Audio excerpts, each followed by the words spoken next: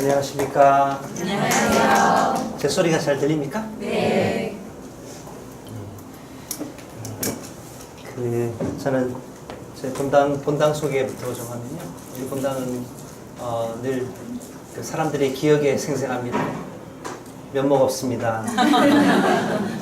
그러나 이제 저도 본당에서 이제 한 3년 정도 우리 본당에서 있으면서 본당에 대한 걱정이 많죠. 요즘에 우리 교회의 상황이 녹록지 않습니다. 이게 여러 가지 상황이. 그리고 저는 오랫동안 지난 한 30여 년 가까이 청소년 사목을 해왔습니다. 그때 우리 김강도 신님도 만났고 또 그리고 그런 가운데 근데 이제 오랫동안 청소년들을 어떻게 잘 양성하는가. 왜냐하면 가정이 줄 수 있는 게 있고요. 가정이 줄 수 없는 게 있거든요.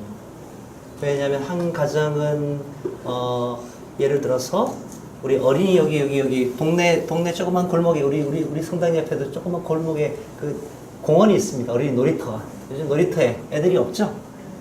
거기에 서 있는 그 나무들하고 비슷합니다. 그 나무들은 어떻습니까? 그 어린이 놀이터에 그 주택가에 있으니까 잘 삽니까? 잘 살 수 없잖아요. 이 나무들이 잘 살 수 있게끔 하는 것은 그 나무들이 공원들을 연결시키거나 어쨌든 간에 무언가를 해갖고 어떤 루트를 만들어야 합니다. 숲의 루트를. 그래야 거기에 새들도 오고 뭔가 새들이 나무의 어떤 꽃들의 어떤 씨앗들도 발화시키고 하는 여러 가지 이런 일들을 하게 될 텐데. 근데 오늘날 한 가정이 거의 고립되어 있습니다. 잘 보시게 되면. 또 학교의 상황은 어떻습니까? 학교의 상황은 거의 대다수가 또래 집단입니다. 같은 학년밖에 만나지 않아요. 같은 학년밖에 안 만난다는 게 뭘 의미하는 겁니까? 자기 삶을 그려볼 수가 없는 겁니다. 밑에 있는 아이들도 있고 위에 있는 형이나 언니들, 누나들, 오빠들이 있어야 뭔가 삶에 대한 이 그림이 그려지는데 자기가 앞으로 중학교가 됐을 때 나는 어떻게 지낼 것인가에 대한 모델링을 할 수 있는 이런 내용이 없었던 겁니다. 어쨌든 우리 하여튼 한국 사회 자체가 그렇습니다.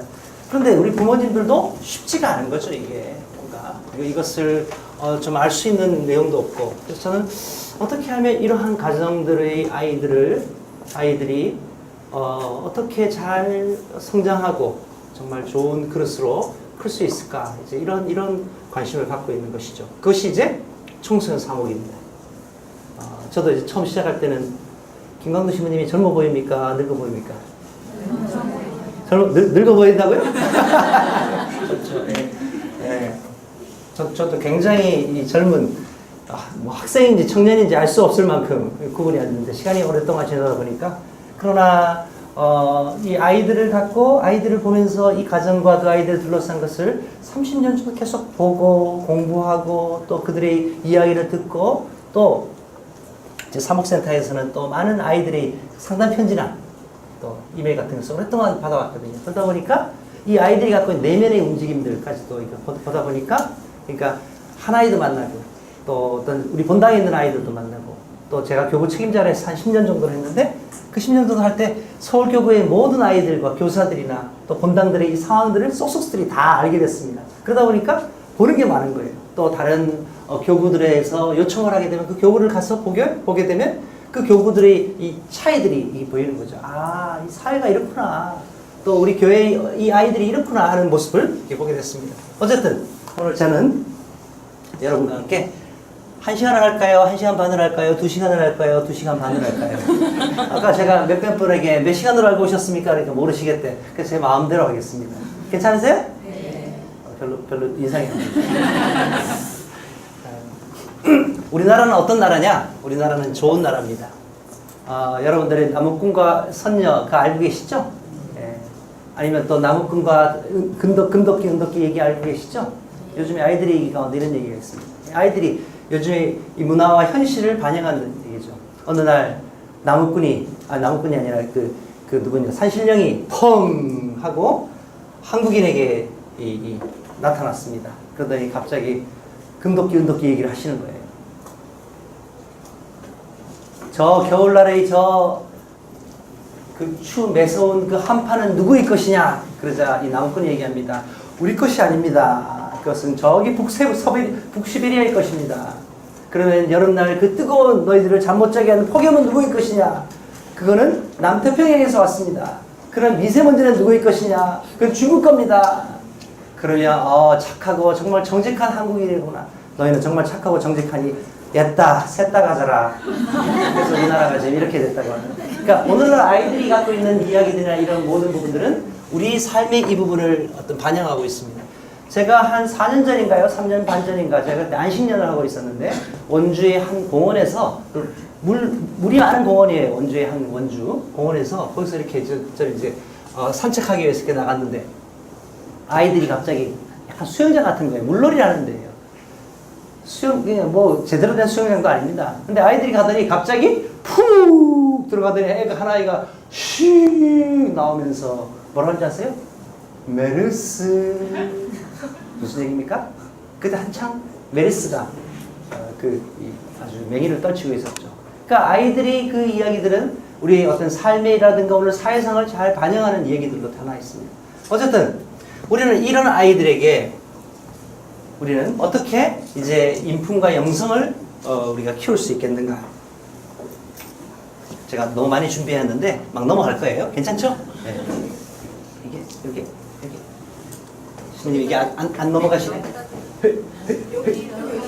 그게 아니라요. 이게 락을 걸어놓으셨어 지금.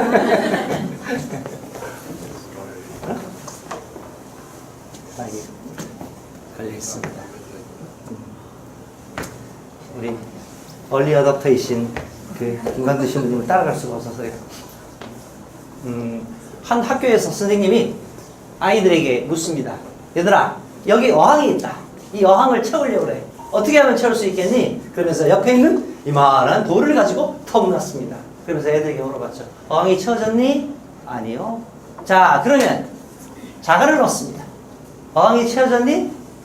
채워졌습니까? 아니요. 그러면 모래를 집어넣었어요. 어항이 채워졌습니까?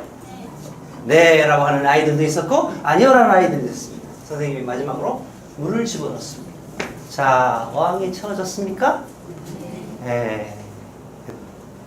자, 이 실험의 목적은 무엇입니까? 저 먼저 이 어항에 저 큰 돌을 넣지 않으면 이 어항은 영원히 채워질 수 없다. 그래서 자갈이나 모래나 먼저 이 물부터 다 집어넣고 나면 큰 돌을 집어넣을 수 없다. 우리 아이들의 내면이고 우리 아이들의 삶입니다. 무엇을 먼저 집어넣어야 하겠습니까? 부모들의 관심은 어디에 있죠? 어떻게 하면 이 아이의 스펙을 올릴 것인가? 어떻게 하면 이 아이에게 성적을 올릴 것인가? 거기에 관심이 있습니다. 그런데 삶 안에는 먼저 넣어야 할 큰 돌이 있습니다. 이걸 먼저 넣지 않으면. 그래서 자녀를 양성하는 데서 가장 먼저 넣을 큰 돌은 무엇입니까?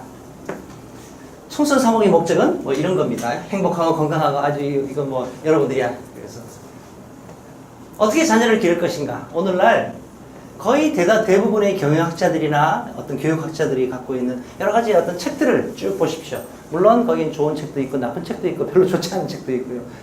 팔아먹기 위한 책들도 많고 있습니다. 그런데 어떻게 자녀를 기를 것인가? 그런데 오늘날 21세기의 교육하려는 경영학의 주류는요, 원칙 중심의 양성이다 라고 하는 원칙을 굉장히 중요하게 여깁니다. 옛날에는 어떻게 했죠? 옛날에는 어떻게 하면 머리를 굴리고 어떻게 하면 무언가 요령을 부리고 어떤 게 무슨 기술 이런 얘기들을 많이 했는데 최근에 들어서 이제 그 원칙 중심을 많이 얘기하고 있습니다. 보시죠? 많은 분들 요즘에 갑질도 있겠지만 요즘엔 또 뭐라고 얘기하더라? 계급질이라고 얘기합니다. 이제는 안 되는 거예요. 이번에 유치원 아이가 5살 아이가 6살 아이가 그 운전기사를 한 그 내용 아시죠? 예. 그 아이는요 어렸을 때부터 태어날 때부터 이 아저씨는 부모님으로부터 불임을 받는 사람이에요. 나는 계급이 이 아저씨와 달라. 이제 갑질이 아니라 계급질. 더 이상 이게 문제가 생긴 것이죠. 자, 그리고 경영에도 마찬가지입니다. 윤리 경영에 대한 얘기를 끊임없이 하고 있습니다. 왜?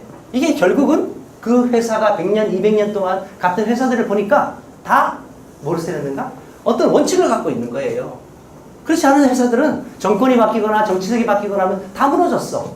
그런데 무언가 정확한 윤리적인 원칙을 갖고 뭔가를 한 기업들. 인간도 똑같다. 인간도 똑같다. 스티븐 커비의 세븐 헤빗. 이 사람이 무엇을 썼냐면요. 이 사람이 원칙 중심의 리더십을 썼는데 거기에 매우 재밌는 아주 그 의미가 있습니다. 제가 이제 몇 가지를 좀 소개해 드릴 겁니다. 여기 보면 네 가지를 얘기하고 있습니다. 우리는 그 간혹가다 애들한테 야 임마 넌 마 임마 뭐가 없어? 라고 얘기하죠. 뭐가 없다 그럽니까? 네 가지가 없다는 얘기를 간혹가다 하죠. 네.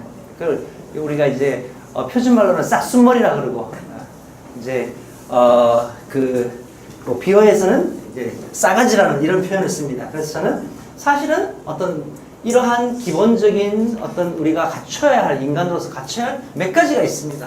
그래서 저는 네 가지 원칙. 이 스티븐 커비는 그걸 얘기했습니다. 뭐냐면요. 안정감, 지침, 지혜, 역량. 그래서 추수의 법칙을 이 사람은 이걸 도입했어요. 매우 아주 저도 이 내용을 보면서 저희 경험과 제가 갖고 있는 이런 생각들에 매우 공감하는 이런 내용입니다. 볼까요? 자, 인간이 추수를 하기 위해서 씨를 뿌리고 우리가 열매를 맺고 한 제목을 만드는 과정이라고 볼 수 있습니다. 맞나요? 그래서 우리가 이 제자라는 다 그런 의미가 있죠. 그럼 제일 중요한 게 뭘까요? 땅입니다. 땅. 좋은 땅에다 씨를 뿌려야죠.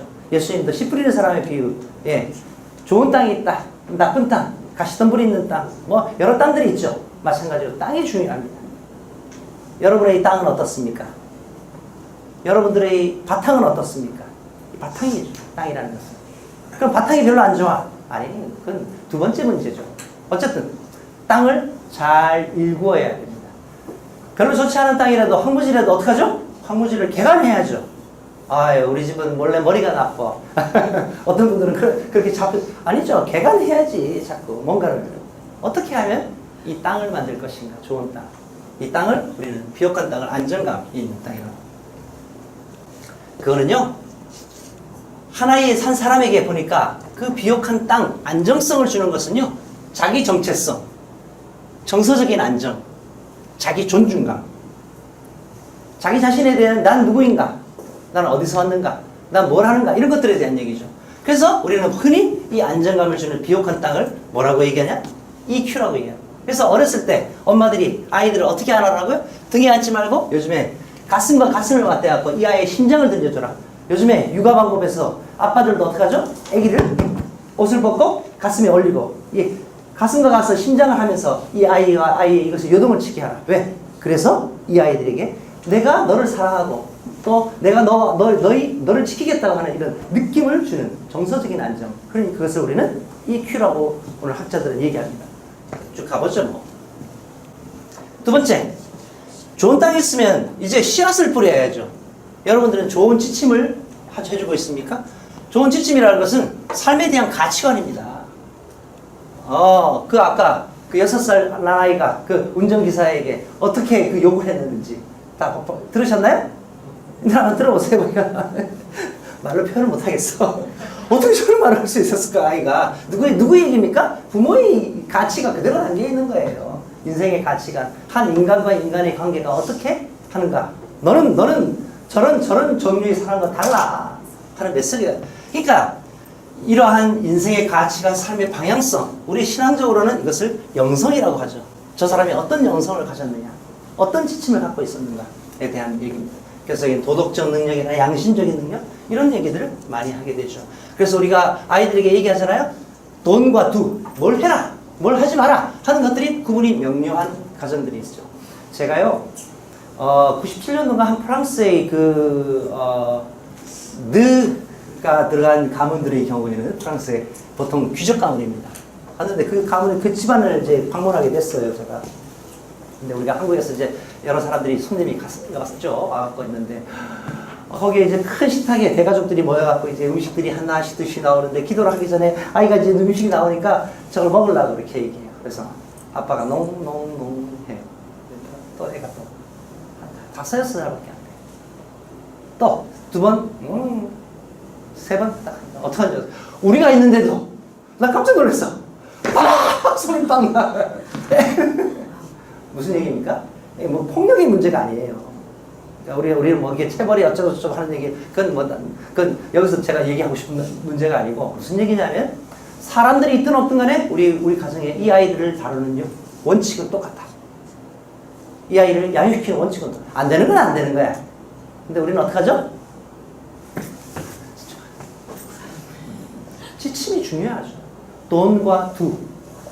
그것에 대한 명료한 선을 갖게 되는 것이죠. 세 번째, 지혜. 지혜는 물과 같습니다. 그래서 물을 줘야죠. 자, 안정감 있는 땅을 만들었으면 씨앗을 뿌려야 되고요. 이 씨앗에다가 물을 줘야 됩니다.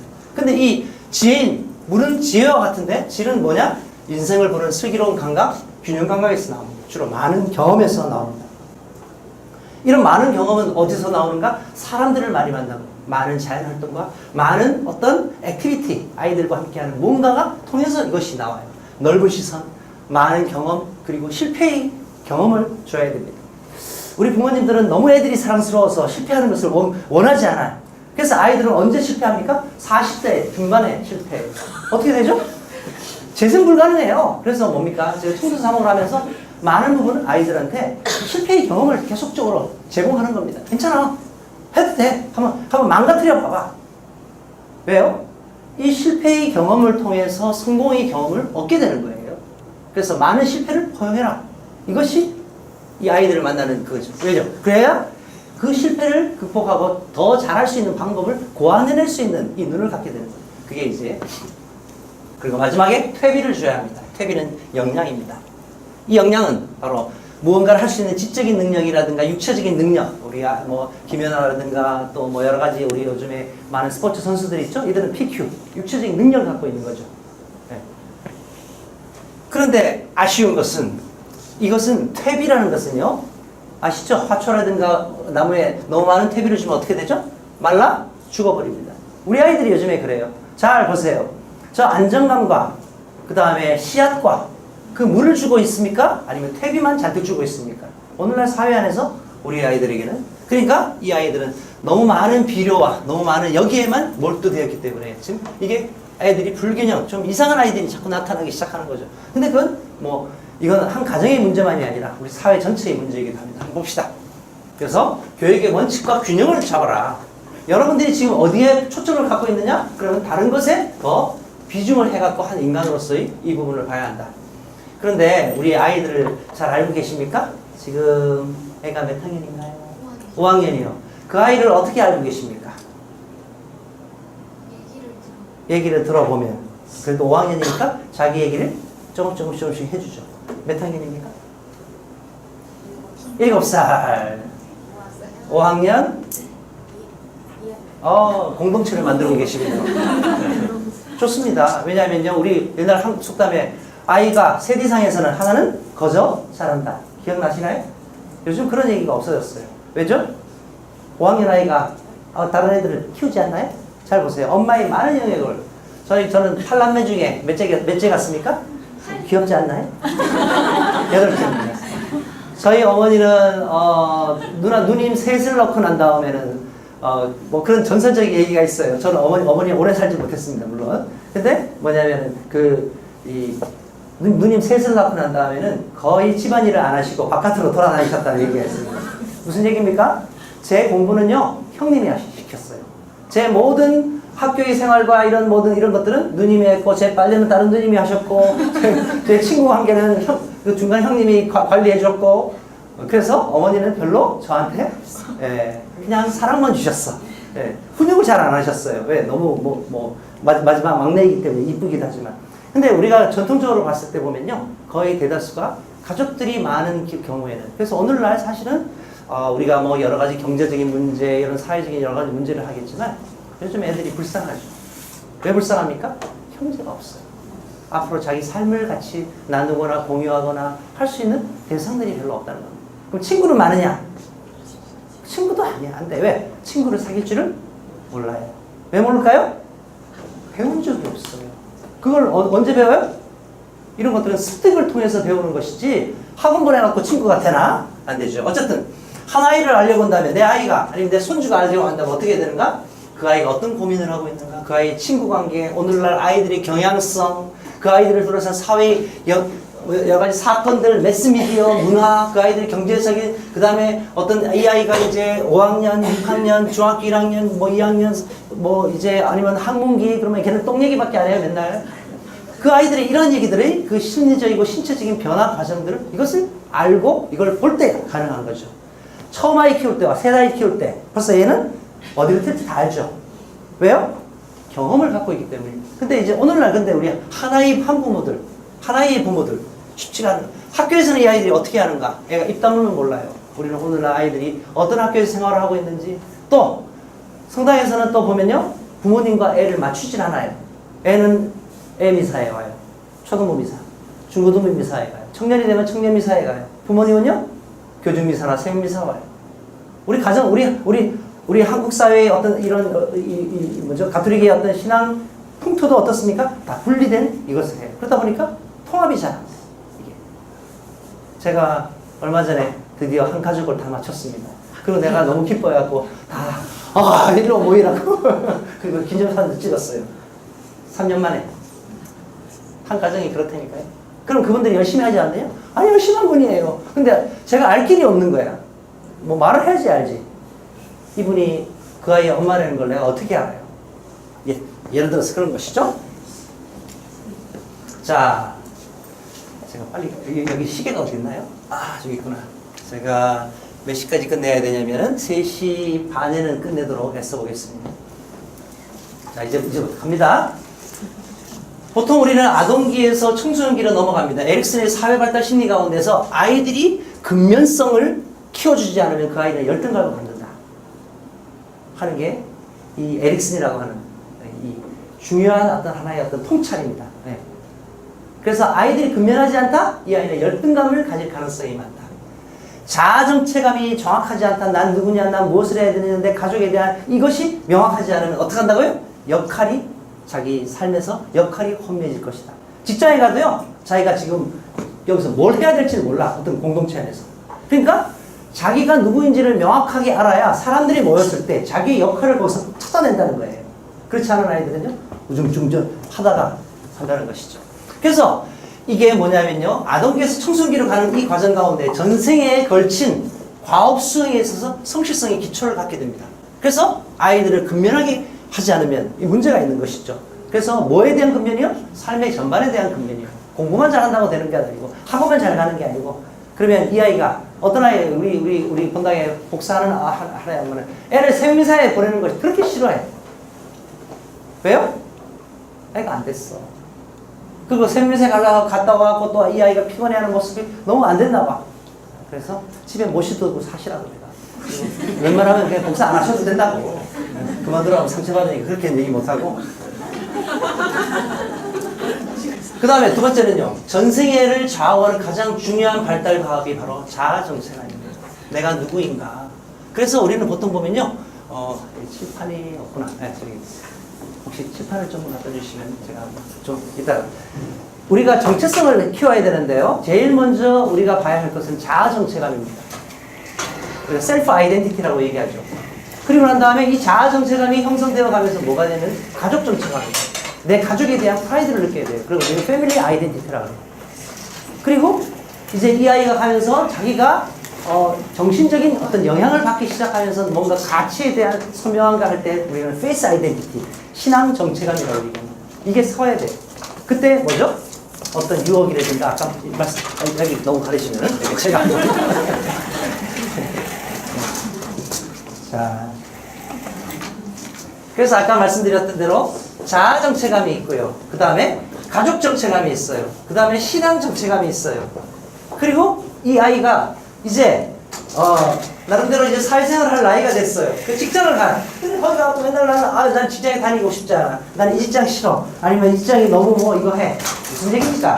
걔는요, 그 직장에 대한 나름대로의 어떤 자기가 하고 있는 일에 대한 프라이드가 뭐냐면 우리는 아이덴티티라고 해야 되고 직업 아이덴티티를 가져야 합니다.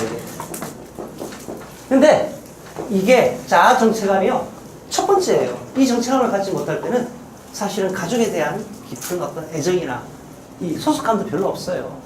그때 되면 어떡하죠? 그런 집안을 우리는 뭐 난 그런 영어를 안 쓰는데 하여튼 뭐 콩가루 집안이라 그러니까 그렇다고 합시다. 자, 아 얘가 또 안 돌아가네. 또 안 맞네. 볼까? 아 됐습니다. 넘어갈래요. 뭐 이런 거 다 너무 들으셨을 거고. 그래서 이 아이를 우리가 이해할 때는 우리가 이제 이 아동에 대한 아니면 청소년들에 대한 통합적으로 이해를 해야 합니다. 그래서 그들의 개체에 대한 여러 가지 이 과정에 대한 부분과 또 주변 환경, 아까 말씀드렸죠? 이 아이를 싸고 있는 생태계, 문화, 이런 부분들이 굉장히 중요하죠. 이것을 이해해야 합니다. 학교, 가정, 경제, 아이들이 요즘에 매스미디어에서 무슨 얘기를 할까? 여기 이제 아까 어떤 할머니가 여기 난 할머니인데 손주에게 있어도 와도 됩니까? 아, 그럼요. 왜죠? 제가 요즘에요 부모 교육에 많이 불려다니지 않고 손자녀 교육에 많이 불려다녀요.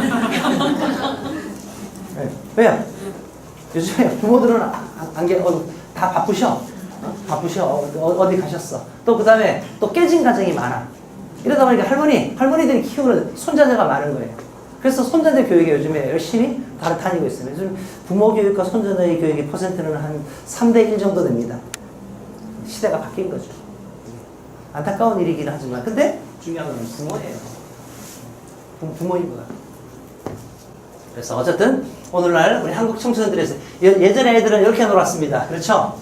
예? 오래전에 그러다가 여기 PC방에 모여갖고 애들이 게임방이나 이런 데서 모여갖고 놀았습니다. 이거 게임하고 요즘에는요 거의 대다수가 혼자 놉니다. 스마트폰 보급률이 우리가 최고입니다. 그래서 이들을 스마트폰 세상의 아이들이라고 디지털 네이티브, 그러니까 디지털 원주민입니다. 우리는 누굽니까?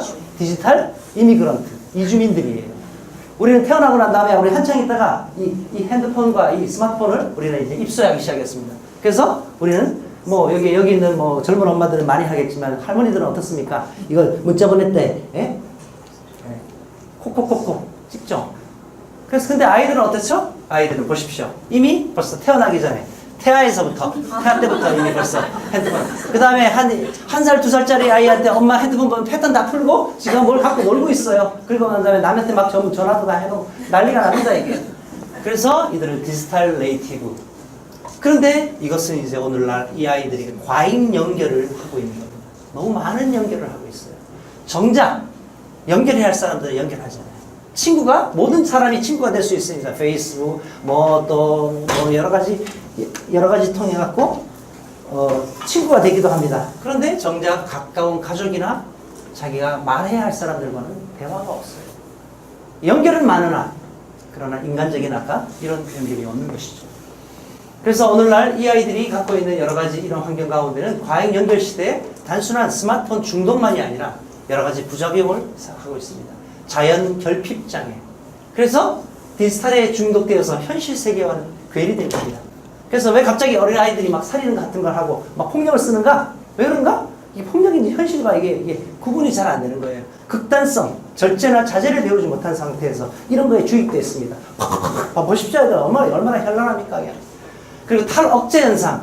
온라인의 과격성을 현실에 그대로 노출시킵니다. 그래서 언어폭력, 학교폭력, 자해나 자살, 이것으로 가는 이런 여러 가지 부작용을 겪고 있는 것이죠. 그래서 이와 같은 부정적인 모습은 타고난 게 아닙니다. 그들이 환경에 의해서 주어진 겁니다. 그래서 후천적인 것이죠. 그래서 우리가 이렇게 이 스마트폰의 아니면 인터넷 보급으로부터 그러니까 이게 이 아이들에게 좋은 것이 있죠. 이 분명히. 그럼 뭐가 악이고 뭐가 선이냐? 이제 그것에 대해서 우리는 구분할 필요가 있습니다. 어쨌든 오늘날 젊은 세대를 넣는 용어가 굉장히 많습니다. 사회학자들은 엄청난 많은 용어를 만들어내요. 그래야 책이 팔리니까. 어쨌든 그러면서 나름대로 어떤 하나의 특징을 했습니다. 3포 세대, 5포 세대, M포 세대. 뭐 아시죠? 포기한 거, 3가지 포기한 거. 뭘 포기했습니까? 결혼과 직장과 뭐 연애도 포기하고 뭐 이런 여러 가지 포기했습니다. 친구도 포기하고. 그 다음에 M포 세대는요. 무한정 포기하기 시작하는 세대가 젊은 세대들이다. 88만 원 세대, 뭐 밀리언 세대, P 세대, 그러니까 포텐셜, 셔프트, 그러니까 어떤 잠재적인 가능성을 갖고 있는 이런 세대이다. 또 뭐 어떤 participation 해갖고 뭐 참여하는 세대다 뭐 하면서 우리가 그때 언젠가 월드컵이 이루어진 이후에 엄청나게 많았습니다. 유비쿼터 세대, 뭐 미세대, 나 중심적인 세대. 미세대의 특징은 뭡니까? 셀카. 나를 중심으로 세상이 돌아갔어요. 옛날에는 어떻겠습니까? 경복궁 문 앞에 가면 경복궁을 크게 찍고 했지만 요즘 어떻게 합니까? 내가 중심이고 경복궁이 배경이 되는 세대. 그러니까 다 자기 중심의 이 세대들. 하여튼 뭐 이런 여러 가지 빨대족도 아시죠? 아마 이 젊은 부부들이 그랬죠? 나이가 들어도 부모님한테 빨대를 꼽아놓고 좋게 빨아먹는 이 빨대족들. 어쨌든 현대 사회를 나타내는 여러 가지 용어도 많습니다. 뭐 여러 가지 이런 사회. 근데 오늘날 이 하나의 용어가 이것을 전측을 제패해버렸습니다. 그게 뭡니까? 제4차 산업혁명 시대. 들어보셨죠? 예. 우리가 잘 아는 대로 1차 산업혁명이 전기기관차를 발견했고 2차 산업혁명이 컨베이어 시스템, 대량 생산을 하는 그런 산업혁명을 일어났습니다. 3차 산업혁명은요, 우리가 잘 아는 대로 인터넷이 등장하면서 386이 등장하고 뭐 이러면서 여러 가지 이제 이 과정 통해서 지식 정보 혁명이 이루어졌습니다. 우리의 모든 지식은 어디에 들어가 있습니까? 컴퓨터에 다 들어가면 됩니다. 이제 됐습니다. 그런데 4차 산업혁명 시대가 접어들기 시작했습니다. 이 다보스 포럼에서 클라우스 슈밥이라고 하는 이 박사가 뭐라고 했냐면 이제 4차 산업혁명 시대가 다가왔다. 사람들은 그게 무슨 얘기인지 몰랐습니다. 우리도 그 이야기를 들었지만 잘 몰랐습니다. 그런데 이세돌과 알파고의 이 바둑 대결에서 하고 이해하기 시작했습니다. 알파고가 몇 대 몇으로 이겼죠? 5대 1로 4대 1인가? 4대 1로 알파고가 이세돌을 이겼습니다. 만약 지금 이세돌과 알파고가 시합을 하면 몇 대 몇으로 해요? 100전 100패. 100패예요. 왜요? 인공지능은 계속 끊임없이 진화하고 있기 때문입니다. 그때가 벌써 그런 것이죠. 그때 우리는 이 인공지능이라는 게 이렇구나. 스스로 이제는 뭔가 우리가 지식을 집어넣고 뭔가를 했으면 이것을 자기가 뭔가 융합하는 나름대로의 어떤 이런 그것으로 가기 시작했구나 하는 것을 알게 됐습니다. 이 4차 산업혁명 시대에 가장 큰 변화가 이루어지는 영역이 어떤 영역이냐 하면요, 교육의 영역과요. 그리고 이제 이러한 여러 가지 산업의 영역입니다. 제일 중요한 거는 그러면 이 시대에 그러면 애들은 이제까지는 그냥 아이들에게 우리는 뭘 했습니까? 머리에 집어넣으면 됐어요. 많은 것을. 그리고 지식을 다 집어넣었어요. 그런데 세상이 바뀌기 시작한 거예요. 이제 지식은 누가 다 해요? 인공지능이 다 하게 됩니다. 여러분 다 아시죠? 제 거는 아이폰이에요. 아이들이 쓰는 폰이지만 어른도 씁니다. 어쨌든 아이폰이에요. 아이폰은 뭐가 있죠? 쉬리가 있습니다.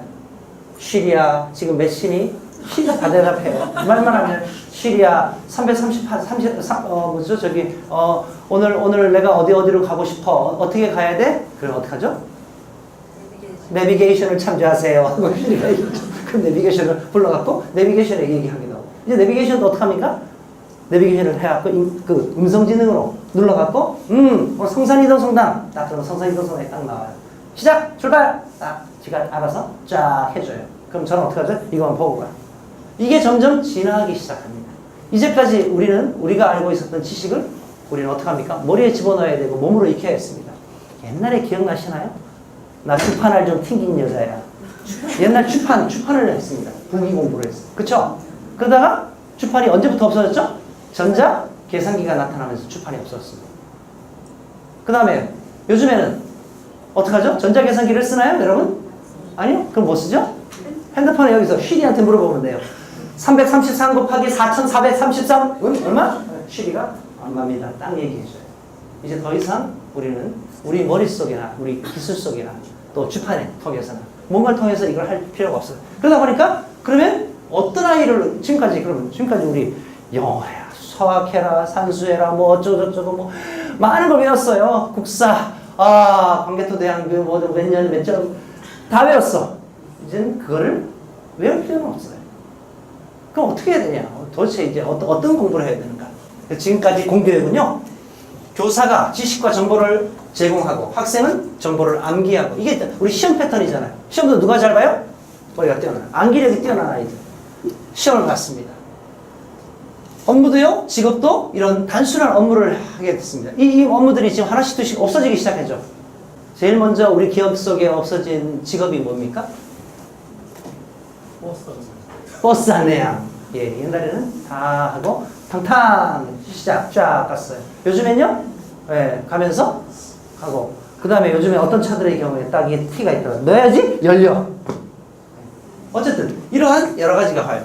인공지능이 훨씬 더 많은 지식과 정보를 하게 되고 단순 반복 업무에서도 더 인공지능이 대체하는 이런 시대.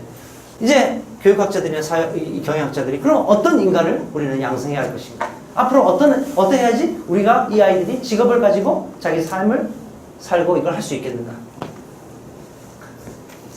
세 가지를 얘기하고 있습니다. 첫 번째는요, 창조적 융합 능력입니다. 이제는 이 아이들이 어떤 아이들이 하냐? 발명한 에디슨 왕의 에디슨의 일화를 아마 기억하실지 모르겠는데요.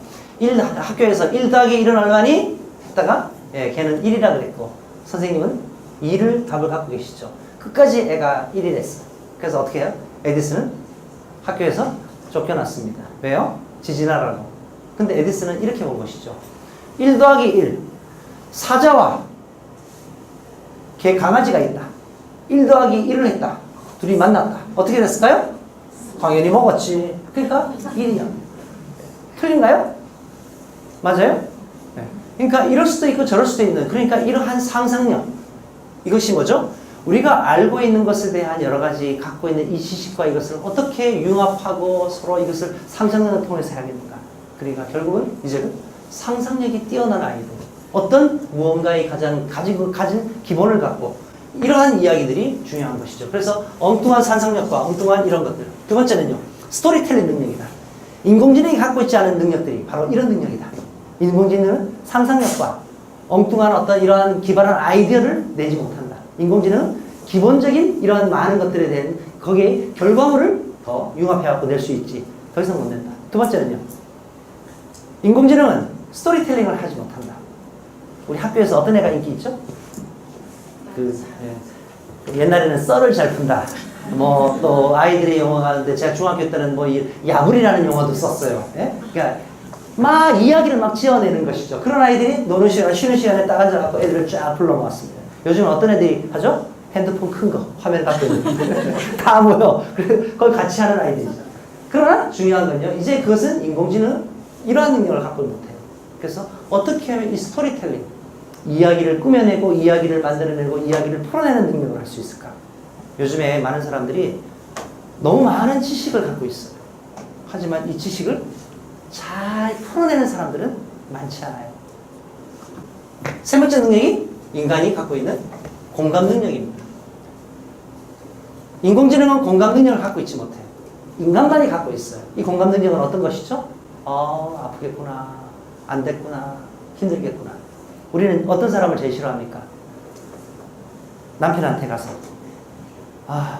내가 오늘 이런 일을 해갖고 오늘 성당에서 이런 문제가 생겼어요. 그러면 남편이 어떻게 해주시나요? 심판을 해주죠? 우리가 원하는 건 그게 아니잖아. 그냥 나를 아파하는 것을 이해하고 힘들어서 어떡해 이것만 얘기해줘도 돼. 그래서 누가 그랬는데 어떤 엄마야 그 엄마하고 딸라. 그래서 그 엄마는 만나지 마. 다 이걸 정리해주죠. 그것이 아니라 이것을 받아주고 그리고 그것을 이해해주고 그리고 나의 아픔을 수용해주는 것까지는 돼요. 나머지는 우리가 다 심판 다 할 수 있어. 근데 사람들은 우리는 애가 와갖고 뭐라고 하면 어떡하죠? 애에게도 우리는 다 결정을 내려줘.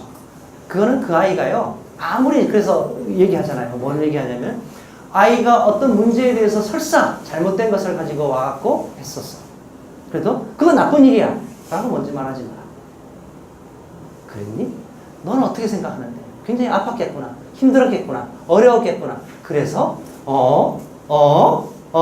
지가 다 알아요. 엄마 다시는 그런 일 안 할게. 결론 내. 근데 우리는 그것을 먼저 하죠. 이건 누가 해줄 수 있는 일이에요? 인공지능이 해줄 수 있는 일이야. 우리가 해주는 일은요. 그래서 요즘에 그 많은 어떤 심리학자들은 얘기하잖아요. 이 공감하는 능력이 결정하는 능력보다 훨씬 더 귀하다. 결정은요, 판단은 자기들이 다 해. 알아서 해. 왜? 인간에게는 기본적인 양심이 있어요. 이 양심의 능력이 이것을 어떻게 하면 우리가 움직일 수 있게끔 만드는가. 어쨌든 이러한 능력이 이제 기본적인 것이죠. 그래서 희노애락, 어쨌든 이런 4차 산업혁명 시대에 우리가 인재 개발, 이런 공감 능력, 스토리텔링 능력, 창조적 융합 능력을 키울 수 있는 것을 막는 가장 세 가지 장벽이 있습니다. 첫 번째 장벽은요, 뭐냐면 부모의 교육 철학 부전입니다. 부모들이 교육에 대한 명료한 자기 나름대로의 철학을 갖고 있지 않아요. 그럼 부모들은 무슨 철학을 갖고 있을까? 보이시나요? 옆집 아줌마처럼.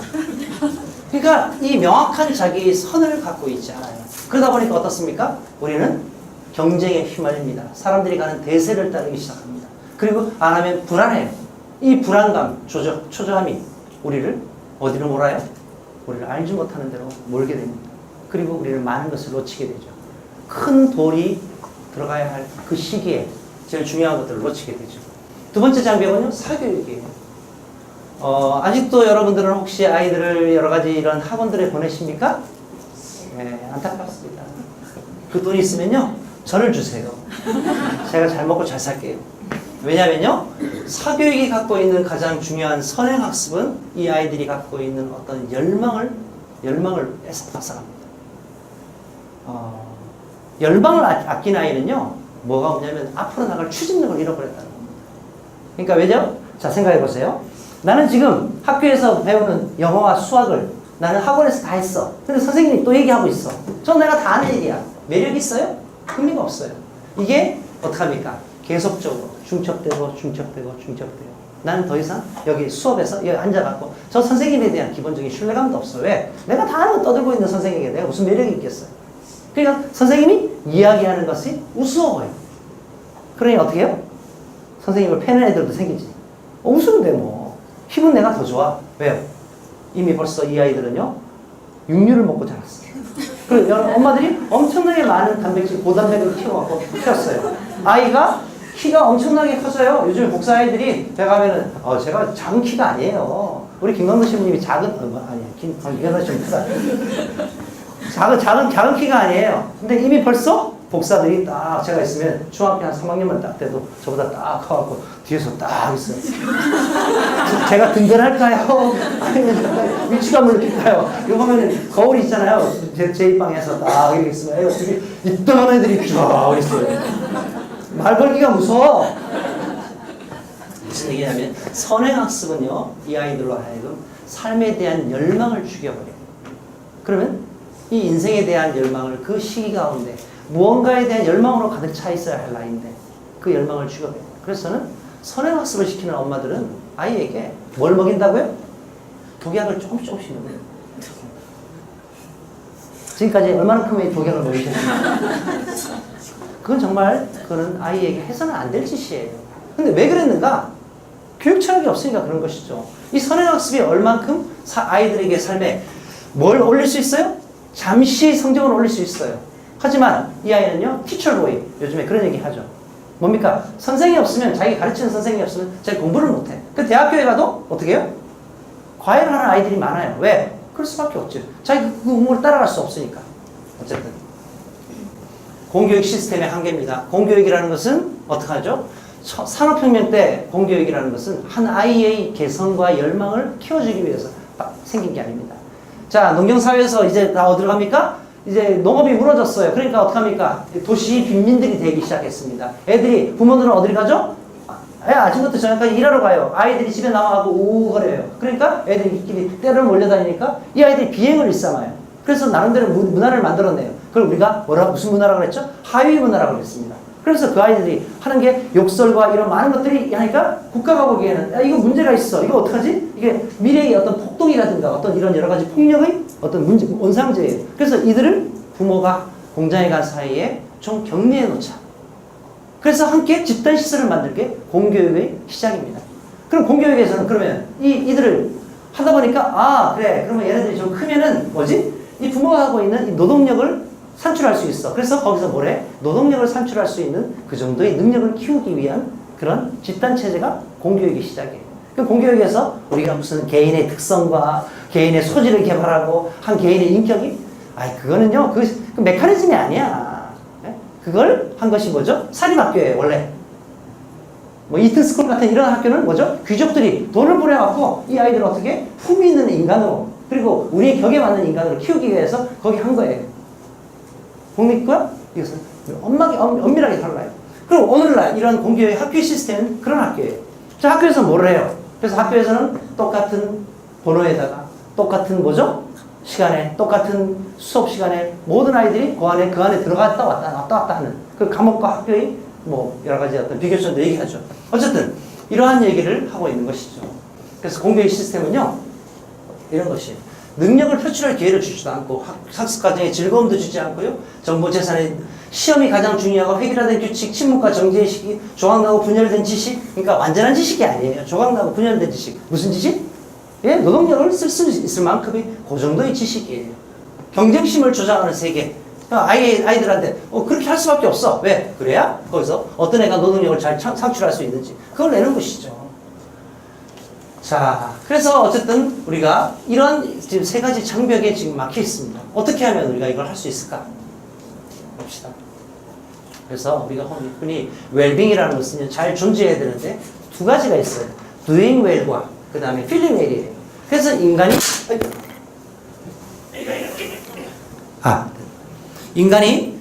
이 두 가지 균형이 중요합니다. 그런데 오늘날 우리 한국 사회나 뭐 거의 대다수의 부분들은 doing well, 잘 하는 것에 초점이 맞춰져 있어요. 그러다 보니까 feeling well을 우리는 잘 몰라요. 어떻게 잘 느끼질 못해, 균형이. 그래서 어떻게 행복하게 사람답게 잘 존재하기 위한 이 두 가지 요소를 갖게 되는가? 하나는 doing well, 하나는 feeling well입니다. 인간으로서 행복을 지향하는 부모들이 느껴야 할 두 가지 교육 철학. 그래서 한 인간이 인간으로서 어떻게 이것을 간직할 수 있겠는가? 그래서 이 미국의 아주 유명한 이 프래그마티즘의 실용주의 교육학자인 존 듀이가 얘기했죠. 만일 우리가 오늘의 학생들을 우리가 어제 배웠던 것처럼 가르친다면 그들의 내일을 망칠 것이다. 그러면 이런 영향을 도대체 어디서 키울 수 있겠는가? 이 영향은 아무 데서나 나오지 않습니다. 첫 번째, 인간을 만나야 합니다. 아까 말씀드렸죠? 우리가 이 인간을 만날 수 있는 이 스마트폰을 제거하고 만날 수 있는 공간이 그렇게 많지 않아요. 두 번째, 공동체를 만나야 돼요. 아까 말씀드렸죠? 제가 놀이터의 그 얘기들. 이런 벨트를 만들어야 돼. 그런데 오늘날 인간을 만날 때가 별로 없어요. 애들을 어디 보내도 만날 데가 별로 없어요. 공동체는요. 이전까지는 지역 어떤 공동체라든가 사회 공동체들이 많이 있었어요. 이제 다 망가졌어요. 운동하는 데도 망가졌고 거의 다 망가졌어요. 기껏 남은 게 이제 교회 공동체. 기껏 남았어요. 근데 이것도 지금 시들시들하네요. 어떡하죠? 옛날에는요. 성당에 보내면 우리가 할 일이 많았어요. 그냥 보내면 됐어. 근데 지금은요. 보내도요. 애들이 없어요. 이미 벌써 우리 교구 같은 경우, 서울교구 같은 경우에는 서울이 아니라 뭐 지방은 이미 다 거의 죽었고요. 교구 남은 데가 의정부나 수원 정도 좀 남아있고 나머지 거의 지방 다른 교구들은요 거의 다 죽었어요. 뭐냐면 고등부는 지금 다 죽었어요. 서울도 거의 고등부 죽었습니다. 중등부도 쉽지 않아요. 시들시들해. 초등부만 아직까지요 부모가 애들이 이제 시끄럽게 떠드니까 성당 나가고 그냥 좀 신앙이라 좀 자유로워지려고 그렇게 하는 거예요. 아니 엄밀하게 따져봐봐요. 정말 우리가 신앙교육 때문에 하는가? 신앙교육 때문이라면 중학교나 고등학교 때도 그만큼의 영향을 에너지를 들이고 그걸 해야죠. 이제 이게 솔직한 일이죠. 이제 그런데 문제는요. 이런 영향을 키울 수 있는 장이 없어지기 시작합니다. 그래서 옛날에는 부모들이요 성당에 보내시면 신앙교육도 시키고 뭐도 다 합니다. 근데 요즘에 그게 아니에요. 부모들이 성당을 어떻게 봤냐면은 성당에 이런 주일학교라든가 이런 것을 어떻게 봤냐면 그냥 단순하게 그냥 가면 애들하고 노는데 그러다 보니까 애들하고 시간 죽이는데 성당 나가면 애들 공부 안 하고 집에 늦게 오는데 이렇게 생각을 했어요. 이제 시선을 전환시켜야 할 필요가 있습니다. 지금 여러분의 성당 주일학교나 이런 아이들이 있는 이 공동체를 여러분들은 얼마나 키우려고 합니까? 시부님들이야 우리 솔직하게 얘기하죠. 우리 김감도 시부님 열심히 하시죠? 2년이면 또 가셔. 본당 시부님 5년이면 가더라고요. 저도 5년이면 한 본당에서 떠나 계속이요. 누가 우리 계속 남아있어요? 여러분 자기 자식들 자기가 해야 되는데 시부님들에게만 의존해. 또 수행들에게만 의존해. 수행들은 얼마 만에 가신지 잘 모르겠다. 누구예요? 같이 이제는요. 사제들이 이런 걸 여는데 오히려 여러분들이 열어달라고 그러고 여러분들이 이 부분을 어떻게 조정해야 할 것인가에 대해서 시민님들과 수행들과 같이 협약해야 하고 이걸 살려야 할 때지. 이제는 아니라는 거예요. 옛날하고 달라졌어. 옛날에는요, 그냥 내버려둬도 잘 됐는데, 이제는 아니야. 왜요? 우리가 이런 역량을 키울 수 있는 공간이 없어지고 있습니다. 없어지고 있어요. 밖에는 없어요. 왜요? 첫 번째, 강남의 여러 군데에서는 뭐냐면 아이들에게 놀이학교라든가 이런 것들에 대한 이제 그 학원들이 이제 아카데미 같은 것들이 성행하기 시작해요. 왜요? 애들이 놀 줄을 몰라. 놀 줄 모르니까 뭘 못해요? 친구를 못 사요. 친구를 못 사귀니까. 자, 우리 여기 있는 아빠들이 계시죠? 사회에서 공부를 잘한다고 그분이 승진합니까? 성장합니까? 아니에요. 인간관계예요. 그리고 아무리 거기서 훌륭한 자기 성적을 올린다 하더라도 사람과의 관계를 맺고 그들과 어떤 문제점이 있는가에 대한 통찰력. 그리고 이게 지금 내가 지금 나서야 할 땐가? 내가 물러서야 할 땐가를 알아야 돼. 이런 것들이 다 그 다음 단계로 갈 수 있는 그 과정이죠. 뭐죠 이게? 감각이에요. 이따가 얘기하죠. 그래서 인간은 나무입니다. 그러니까 이런 거. 그래서 공동체가 있을 때 가장 잘 가랍니다. 그래서 이러한 인품도 마찬가지고 공동체도 마찬가지고 이런 거예요. 그래서 어떻게 그러면 이 시대 때 자녀 교육의 원칙이 있는데 인품과 영성을 키우는 통합적인 교육을 해라 이제. 두 번째, 자녀의 숨겨진 열망을 죽이지 말고 열망을 개발하라. 세 번째, 새로운 패러다임. 그 다음에 네 번째, 이러한 패러다임을 갖춘 부모들이 모인 곳 교회 공동체를 찾아라. 이제 이 원칙 하나씩 볼게요. 자, 한 인간은요 그릇인데 아까 말씀드렸던 그 안정성이라고 하는 땅을 잘 만들어줘야 해요. 땅을 우리는 흔히 인품이라고 얘기합니다. 그래서 이 예의와 배려, 정서적인 안정, 사람들을 가엾이 여길 수 있는 마음, 유혹에 대한 저항력, 인내심, 굴하지 않는 용기, 도덕적 능력, 자기 통제력 이런 것을 우리는 인간의 품격이라고 하면서 인간의 그릇을 얘기하는 것이죠. 그런데 이것을 어떻게 만들 것인가? 어디서 만들 건가? 이게 바로 아까 공동체나 다른 사람과 어울리면서 이것을 형성되어 가는 과정이고 그리고 해서는 안 될 것과 해야 할 것을 구분할 줄 아는 능력인 것이죠.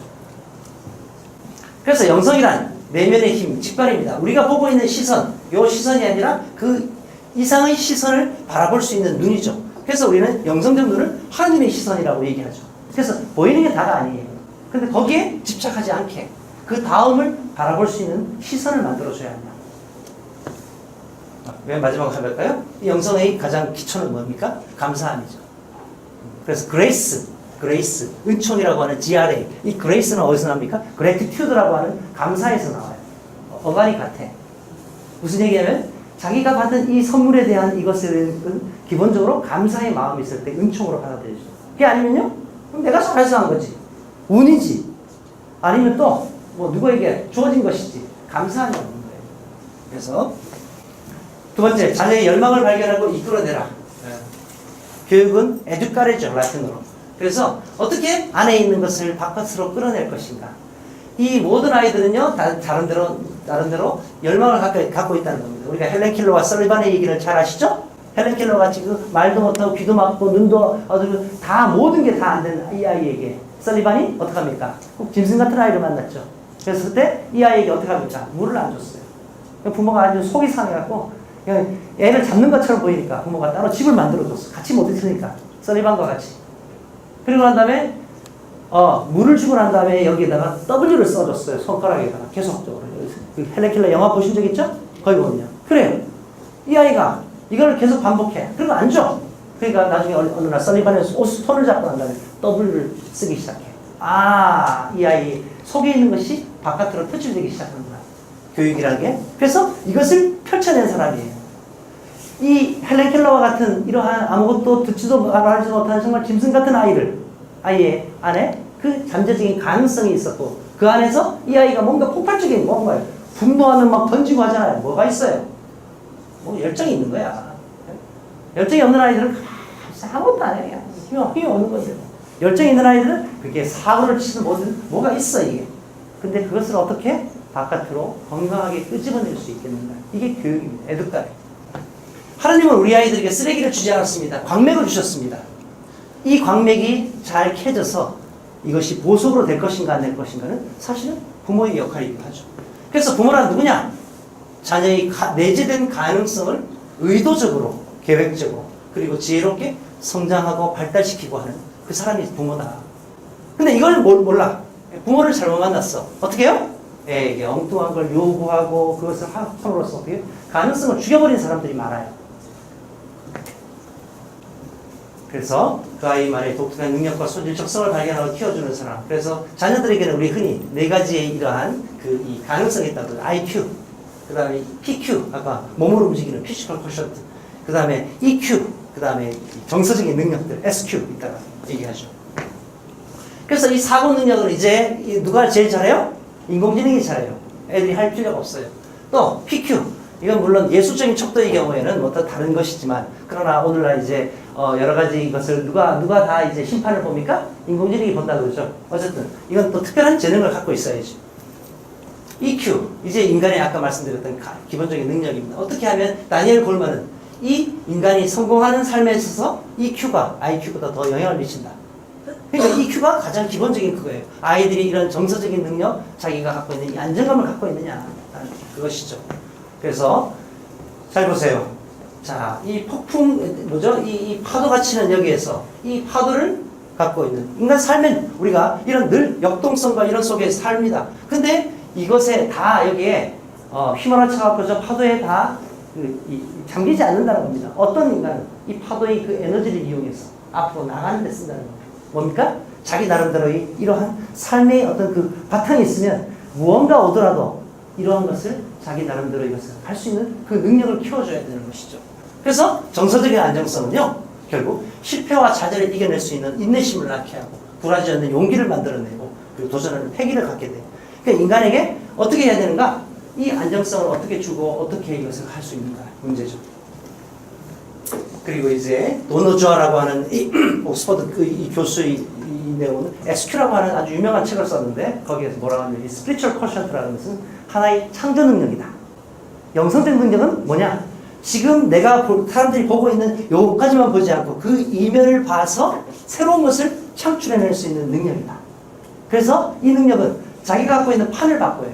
자, 내가 이런 환경에 태어났어. 내가 지금 이런 환경 속에 여기 있어. 그래서 나는 이 환경을 순응하고 어떻게 요걸 이렇게 해볼 건가? 그게 아니라 이 판을 확 바꾸는 거예요. 내가 갖고 있는 의식대로.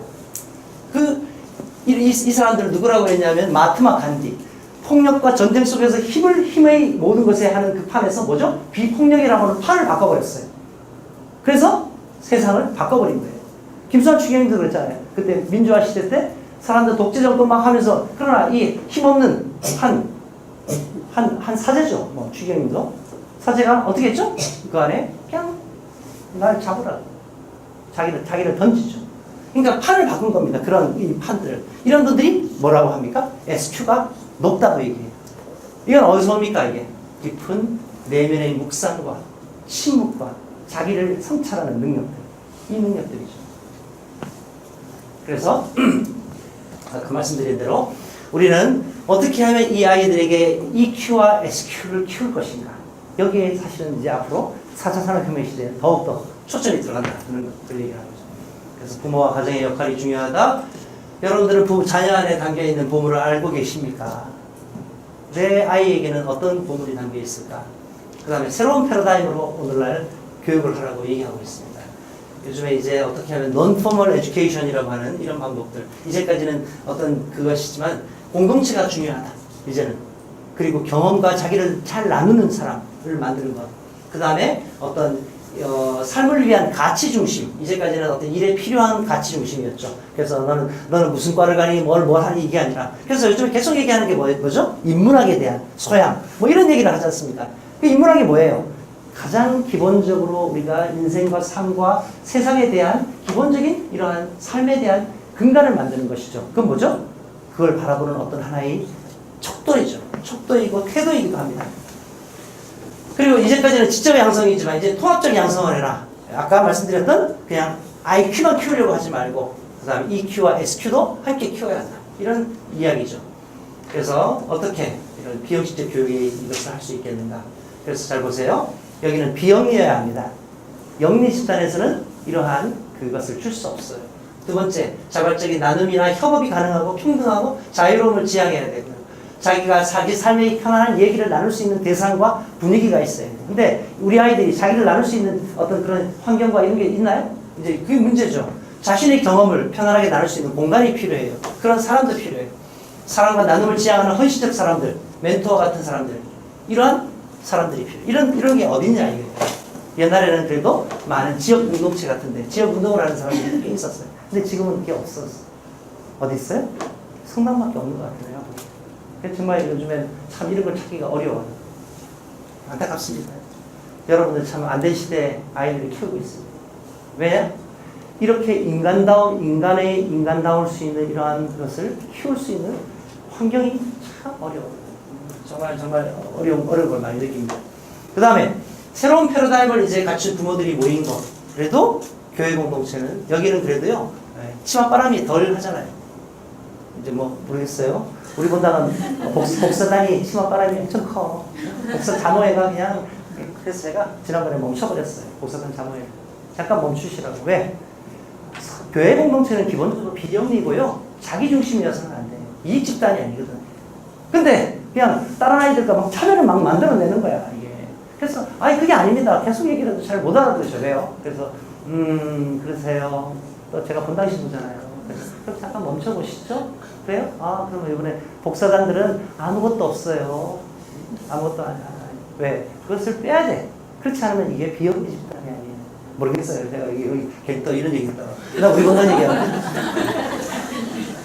그래서 이런 패러다임을 갖춘 부모들이 모인 곳으로 가야 되고 그 부모들이 힘을 발휘할 수 있게끔 이것을 키워줘야 돼요. 계속적으로. 그래서 교회 공동체 안에 모여있는 하나님의 종합 선물이 있습니다. 뭐냐면요. 우리는 이런 생각이 있어요. 지금까지. 성당에 있으면 친구가 놀면서 공부를 안 한다. 그거는 IQ 중심의 그런 시대였습니다. 근데 그때도 안 그랬어요. 제가 교구 책임자를 오랫동안 10년 동안 했다 그랬죠. 서울의 모든 본당을 다 파악하고 있었습니다. 성당에는 공부 잘하는 아이들과 못하는 아이들과 중간인 아이들이 섞여 있는 듯이 성당에는 공부 못하는 아이가 있지 않아요. 또 실제로 그래야 돼. 이게 그래야 건강한 공동체예요. 근데 우리 부모님들은 이게 뭐죠? 제가 요즘에 나오는 가짜 뉴스가 이거예요. 그래서 교회 공동체 안에는 아이들이 자기 성취와 사회적 성공에 필요한 많은 요소를 배울 수 있는 공간입니다. 성당이 주는 선물입니다. 그래서 경쟁이 없는 친밀하고 건강한 관계를 통해서 정서적인 안정과 사회적인 하면 좋은 네트워크를 형성합니다. 그리고 아이들은요 성당에 하느님 만나러 오나요? 아니요, 친구 만나러 오는 거예요. 그래서 존 웨스터홉이라고 하는 종교학자는 청소년기의 신앙은 친구 만나러 오는 신앙이다 하고 명확하게 규정했습니다. 그 다음에 친구를 만나면서 뭐라죠? 성당에 와요. 와서 성당에 앉아서 친구가 있으니까 나도 같이 앉아서 뭐래요? 미사에 참여해. 거기서 뭘 들었습니까? 강론이나 이것 등의 지침을 들어요. 아까 씨앗. 뭘 해서는 안 된다. 살인해서는 안 된다. 사람들과 사랑해야 한다. 어떻게 가난한 사람을 받아들여야 되는가? 어떻게 우리가 함께 더불어 살아가야 하는가? 이거에 대한 지침을 받아요. 그러면서 뭐하죠? 자기 나름대로의 신앙으로 점점 올라가는 과정을 거쳐요. 자, 해볼까요? 우리 아이들은 하느님 만나러 성당에 오는 것이 아니다. 친구를 만나러 오는 것이다. 이 원칙이에요. 이 원칙을 어떨 때는 사목자들도 잘 몰라. 그러다 보니까 어떻게 해요? 교리 제대로 알아 몰라. 그래서 이 아이가 그 환경을 만들어주면서 거기에서 자기의 하느님을 만날 수 있게끔. 그러나 어느 날 피정을 갔어. 거기서 뭐가 가슴에 오기 시작해요. 뭐라 해요? 다른 대로 신앙 체험을 하는 거예요. 또 어느 날 내가 엄마와 싸우고 왔는데 신부님의 또 수혜님의 그 따뜻한 뭔가 아니면 선생님의 뭔가를 통해서 뭔가 마음의 변화가 이루어져요. 사람이 변하는 거예요. 이거죠. 두 번째, 교회는요. 그래서 EQ와 SQ 덩어리입니다. 성당 활동이 청소년들에게 미치는 영향. 첫 번째, 대인 관계를 맺습니다. 초등학교 1학년부터 중학교 어쨌든 초등부 보면은 유치부부터 6학년까지 있잖아요. 그쵸? 6학년 아이들은 거기서 늙은 애예요. 중학교를 바로 올라오게 되면 또 어린애 짓을 하기 시작해. 왜요? 이런 과정을 거치는 거예요. 왜요? 이게 크로스 에이지 그룹이야. 이게 여러 층의 아이들이 있어야 돼. 거기서 리더십도 키우면서 또 팔로우십도 키우면서 동료들과 이것도 보면서 함께 하면서 뭔가 자기의 역할 이것을 공부하게 되는 거죠. 그리고 하느님 안에서 마음의 휴식을 취하게 돼요. 집에서 또 때로는 어떤 때는 부모의 어떤 갈등 속에서 이 아이가 마음을 쉴 데가 없는 거야. 그때 뭐 수혜님이 한번 콕 하나 줬다. 대단한 영향을. 요즘에 안아주면 안 됩니다, 수혜님. 큰일 나요. 아무나 안아주면 안 돼. 그런데 이것을 이제 우리 교회는 합의를 해야 돼요. 옛날에는요, 저는 모든 아이들에게 다 어깨 두드려주고 해줬어요. 요즘에는 저와 같은 경험을 갖고 있는 사례도 아이가 오잖아요. 와갖고 하면요, 겁이 나. 저 부모가 나를 어떻게 볼고 있을까? 그만큼 신뢰를 갖고 있을까? 왜요? 사회의 영향을 받아요, 교회는. 그래서 우리가 사모가에서 문제는 뭐죠? 이 스킨십이 없어지면 뭐가 안 됩니까? 관계가 안 이루어져요. 친한 관계는 손도 잡고 어깨 동무도 하고 어떨 때는 헤드록도 하고 막 그냥 이런 장난이 있어야 돼. 근데 이걸 할 수 있는 영역이 없어지게 돼요. 여러분들은 우리가 사제나 수도자들이 여러분의 아이들을 어디까지 건드려도 되겠어요? 어깨 만져도 돼요? 손 만져도 돼요? 껴안아도 돼요? 껴안는데 중요한 거는 가슴, 체스트. 이건 안 돼. 남자애들, 여자애들 이 기본 원칙이라서 어깨까지 이렇게 어깨를 해도 된다. 이런 거를 서로 용납해갖고 더 아이들끼리도 이걸 할 수 있게끔 해줘야 돼. 그래야 뭐죠? 스크린 터치가 아니라 인간은 휴먼 터치가 되죠. 인간을 만나야 인간적인 감정이 이루어지지. 그러니까 어떤 아이들이 이루어지나요? 그래서 공동체 안에서의 활동들, 많은 활동들을 시키세요. 여기 연극도 하고 노래도 하고 아이들 뮤지컬도 할 수 있으면 많은 걸 시키세요. 왜요? 이걸 하면서 공동체 안에서 삶의 기술이 자기가 이루어져요. 신앙심 15분 남았구나. 그 다음에 교회를 통해서 영성과 덕을 익힐 수 있습니다. 그래서 우리 부모님들이 이런 얘기를 하잖아요. 일단 아이들은 공부가 중요하므로 성당 활동은, 그래서 성당은 엄마가 다니까 니네는 공부를 열심히 해. 이게 이제 고등학생이 들어가면 아니에요. 이건 정말 이건 한 인간을 너무, 그래서 성당의 교회 공동체를 통해서 영성 덕을 키워요. 덕은 어디서 옵니까? 좋은 습관을 통해서 오거든요. 덕이 쌓이는 겁니다. 덕이 쌓이면서 한 인간으로서 품이 넓어지는 것이죠. 이걸 키워줘야 되는데 그건 사람과 사람 사이의 갈등을 많이 겪어야 돼요.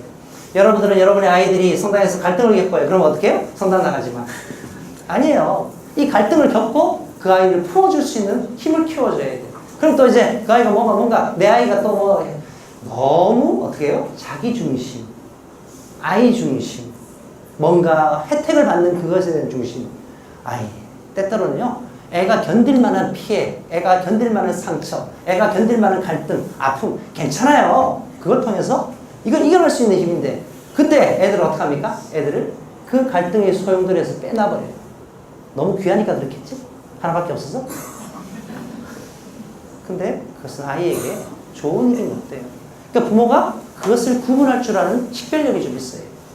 성당에서 친구를 못 사귀었어. 어떻게 해야 됩니까? 그래서 성당 나가기 싫대. 이제 중학교에 들어와서. 왜요? 애가 학교에서 엄마, 학교 친구들하고 나 못 사귀었어. 나 학교 나가기 싫어. 그럼 어떻게 해요? 학교 친구들 피자 파티도 해주지 못해. 성당 나가기 싫어. 그래? 나가지 마. 이것이 끝이야. 아니죠. 어떻게 하면 이 교회 공동체를 통해서 그 아이들의 친구들을 성당 친구 관계, 단짝 친구를 만들어줄 수 있게. 단짝 친구가 이루어질 수 있는 그 시기가 있죠? 그 다음에 이 아이가 공동체, 여러 아이를 만들 수 있는 친구. 근데 중요한 거는요, 학교 친구의 경우에는 경쟁적이에요. 경쟁적이기 때문에 질투와 시기가 엄청 커요. 성당 친구는요, 계산이 없어요. 어떤 친구가 진짜 친구가? 생각해봐요. 이 친구들을 만나야 돼, 이런 친구. 계산이 없는 친구를 만나야 인간도 변해요. 그리고 또 하나. 그래서 부모들은 우리 가운데 신앙은 강요할 수 없다. 아이들이 원할 때 선택한다. 왜 공부를 강요해? 부모의 그것은 뭐냐면, 부모는 아까 말씀드렸죠? 부모는 가능성을 키워주는 사람이에요. 부모는요, 이 아이들의 시기 가운데 넣어줘야 할 가장 큰 돌을 넣어줘야 돼요.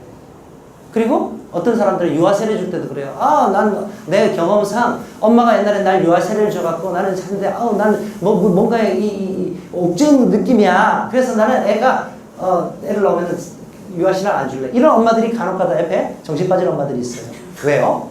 그럼 좋은 걸 주시면 아이가 선택하게 해요. 모든 걸 다. 부모는요, 이 아이에게, 자, 생각해보세요. 유아세례의 의미가 뭔지 아세요? 주셨나요? 유아세례? 왜 유아세례를 주셨어요? 유아세례의 의미는요, 이 아이를 10월 2일은 수호 천사의 날이에요. 하나님께서 사람들에게 수호 천사를 보내시어 그가 가는 발걸음마다 그를 보호하시리.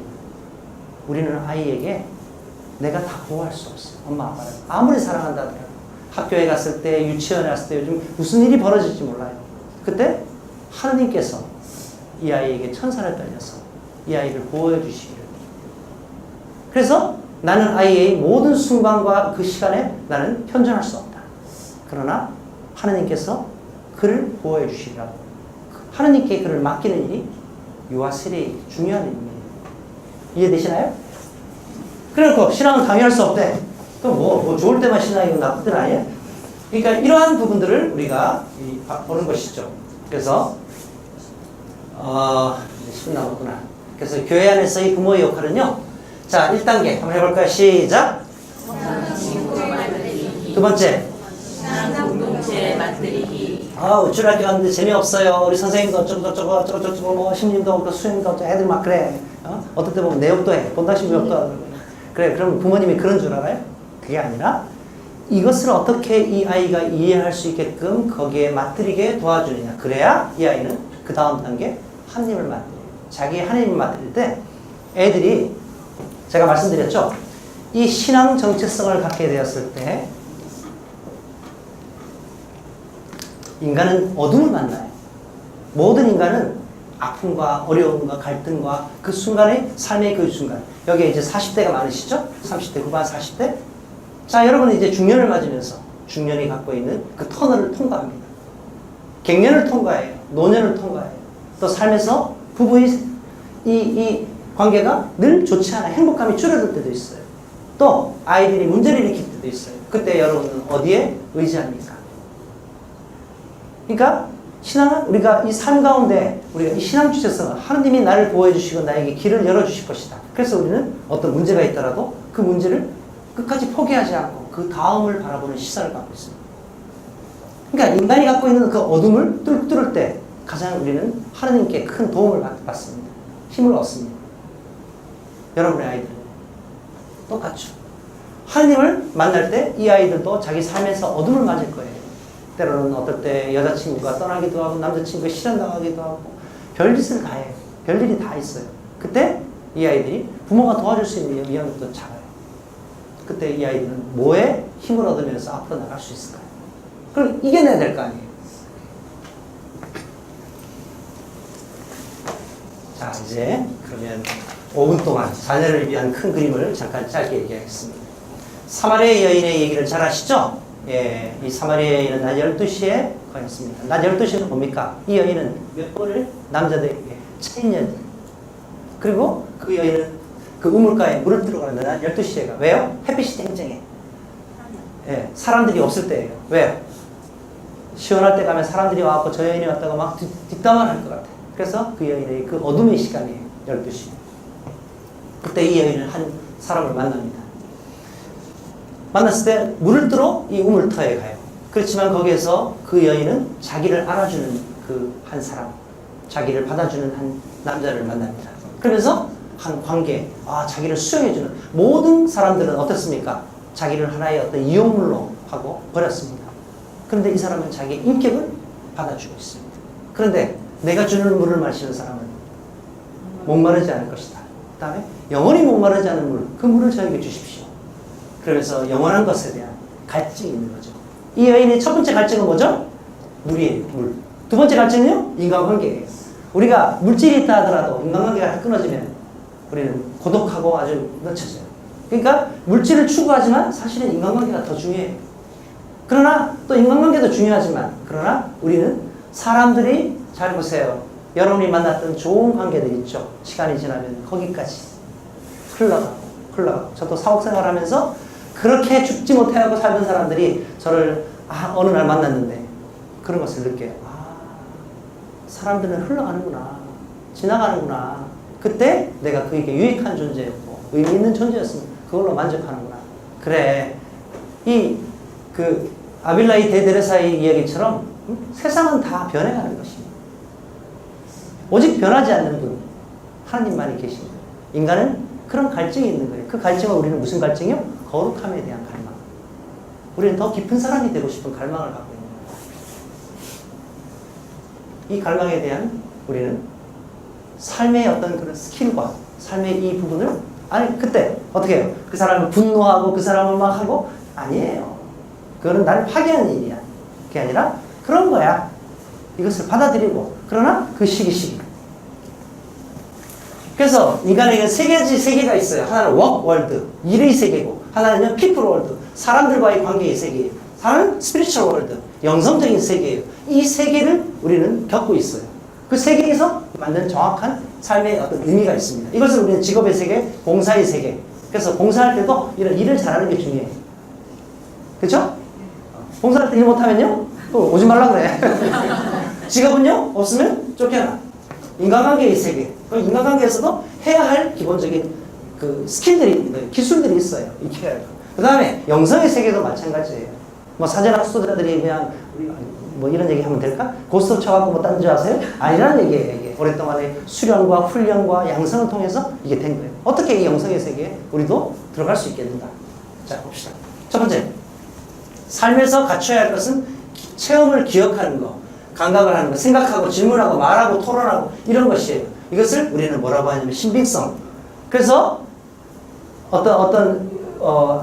젊은 친구들이 이제 한 기업에 들어가요. 기업에 들어가면 뭐 시킵니까? 제일 먼저.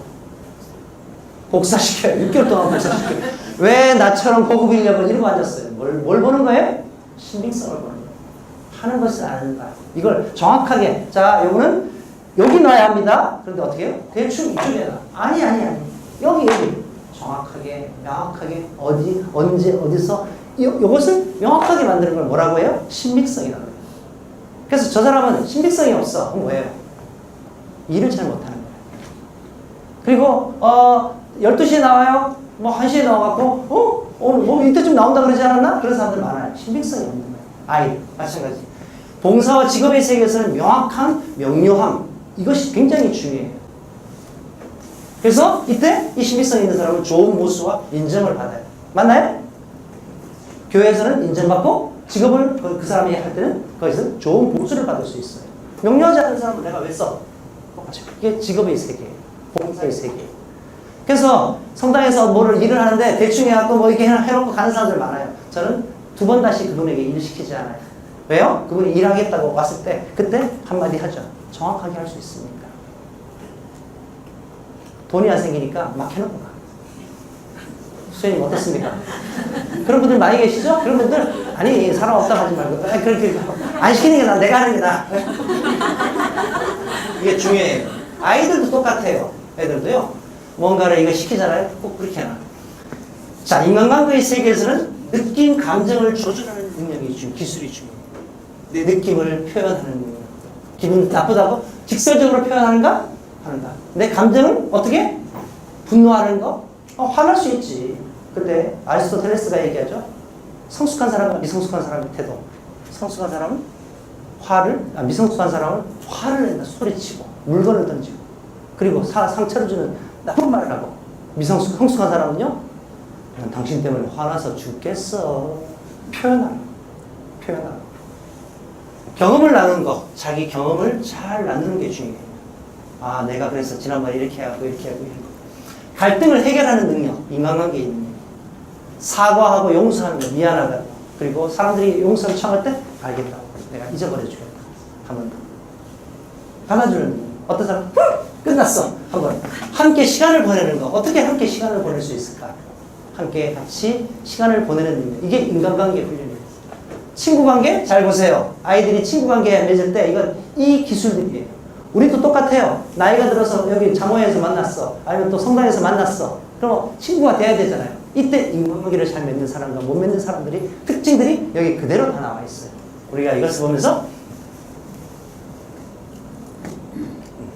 신뢰감이에요. 트러스트라고.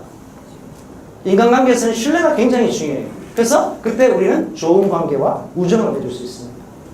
자, 여러분의 아이들, 엄마들, 먼저 여기 있는 분들, 여러분들이 아까 얘기했던 대로 직업, 일, 봉사의 세계에서 여러분들은 두각을 나타내고 있습니까? 나타내야 합니다. 이게 뭐예요? 교회의 사목에서나 이런 것에서 계속 강조하는 얘기예요. 두 번째, 인간관계의 세계에서 우리는 좋은 관계를 맺고 좋은 우정을 맺어야 합니다. 아니 물론 어떤 사람이 배신하고 다가 그건 내가 어쩔 수 없어. 하지만 나는 저러한 태도를 취해야 합니다.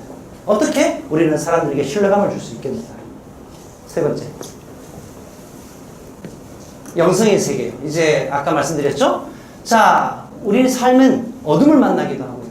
아픔도 만나기도 하고 실패를 만나기도 하고 어떤 때는 우리는 갈등을 만나기도 합니다. 사람이 떠나가기도 합니다. 내 잘못이냐? 알 수 없어요. 어떤 때 내가 잘못한 것도 있어. 하지만 요만큼 있어? 떠나기도 해. 어떻게 할 수가 없어요. 배신도 당하기도 해요. 어떻게 하는가? 이때 홀로 먹는 성찰, 묵상, 관상, 믿음과 희망과 사랑. 이 세 가지요.